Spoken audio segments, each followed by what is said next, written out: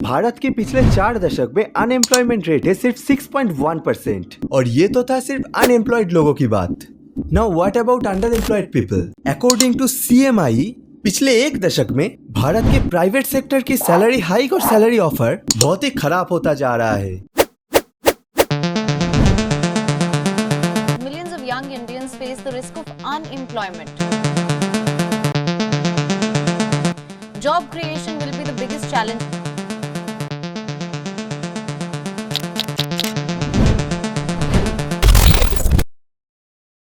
हमारे इंडिया में अनएम्प्लॉयमेंट को लेकर तो बात होता रहता है और इसके बारे में काफी चर्चा आपको न्यूज चैनल और सड़कों की चाय की दुकान पे मिल जाएगा। लेकिन क्या आपको पता है कि इंडिया में अनएम्प्लॉयमेंट से भी अगर कोई बड़ा प्रॉब्लम है वो है अंडर एम्प्लॉयमेंट। लेकिन दुख की बात यह है कि अंडर एम्प्लॉयमेंट की चर्चा अनएम्प्लॉयमेंट की तरह नहीं होता है। अंडर एम्प्लॉयमेंट अनएम्प्लॉयमेंट की तरह ही इक्वली इम्पोर्टेंट है। लेकिन क्यों अनएम्प्लॉयमेंट की तरह ही अंडर एम्प्लॉयमेंट इक्वली इम्पोर्टेंट है और इसकी सोल्यूशन भी क्या हो सकता है, तो चलिए उसके बारे में जान लेते हैं। हमारे देश की under employment issue day by day बढ़ता ही जा रहा है और ये बात हम नहीं, नेशनल सैंपल सर्वे ऑफिस बता रहा है।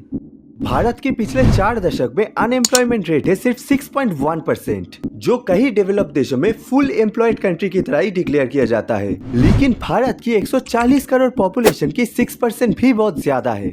और ये तो था सिर्फ अनएम्प्लॉयड लोगों की बात। Now what about under employed people? तो चलिए हम एक डेटा देख लेते हैं। इकोनॉमिक टाइम्स की एक न्यूज पे ये दिखाया गया कि अकॉर्डिंग टू सीएमआई, पिछले 1 दशक में भारत के प्राइवेट सेक्टर की सैलरी हाइक और सैलरी ऑफर बहुत ही खराब होता जा रहा है। हालांकि ये डेटा ये भी शो कर रहा है कि इंडिया में अलग अलग सेक्टर की इंक्रीमेंट परसेंटेज बहुत ही ज्यादा है। लेकिन हर्ष रियलिटी ये है कि ये इंक्रीमेंट, सैलरी हाइक और प्रमोशन कुछ ही गिने चुने लोगों को मिल पाता है, ज्यादातर लोगों को नहीं। जैसे पिछले 10 सालों में आईटी कंपनीज की फ्रेशर्स की सैलरी हाइक हुआ फिर 46.94%, जहाँ की उन कंपनीज की सीईओस की सैलरी हाइक हुआ 1492.27%। और इस डेटा पे सिर्फ उन फ्रेशर्स की बात किया गया है जो बड़े आईटी कंपनीज पे काम करते हैं और बड़े शहर में रहते हैं। लेकिन उसके अलावा जो छोटे मोटे कंपनीज पे काम करते हैं या छोटे किसी शहर में रहते हैं, उनको तो ये हाइक भी नहीं मिल पाता है, क्योंकि कंपनीज को पता है कि इंडिया में लेबर कॉस्ट की क्या हालचाल है। 150 रुपया देगा।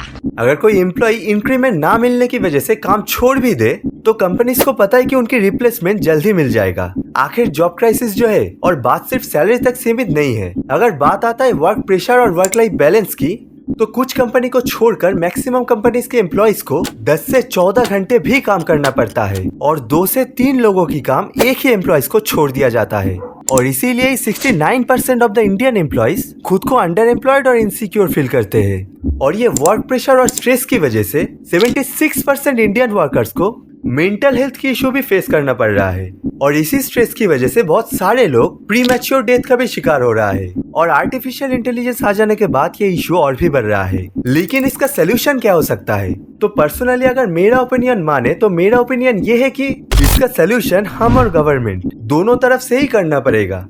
अगर हमारे व्यू पॉइंट से देखा जाए तो स्किल डेवलपमेंट और अपग्रेडेशन के थ्रू खुद को एम्प्लॉयबल रखना बहुत ही जरूरी है और उसके साथ साथ फाइनेंशियल मैनेजमेंट भी बहुत जरूरी है। और अगर गवर्नमेंट की व्यू पॉइंट से देखा जाए तो लेबर लॉ की सही इम्प्लीमेंटेशन और उसके साथ साथ कंपनीज उनके एम्प्लॉयज को सही से ट्रीट करे, ये ध्यान रखना पड़ेगा। आप क्या सोचते हैं इसके बारे में नीचे कमेंट पे जरूर बताइए। और अगर आपको लगता है कि ये फैक्ट सही है और अनएम्प्लॉयमेंट की तरह ही इक्वली अंडर एम्प्लॉयमेंट के बारे में भी बात होना चाहिए, तो इस वीडियो को लाइक और एग्री कमेंट करके जरूर बताइए। और इसके साथ साथ इस वीडियो को शेयर करके इस फैक्ट को ज्यादा लोगों के सामने लाने के लिए जरूर मदद कीजिए।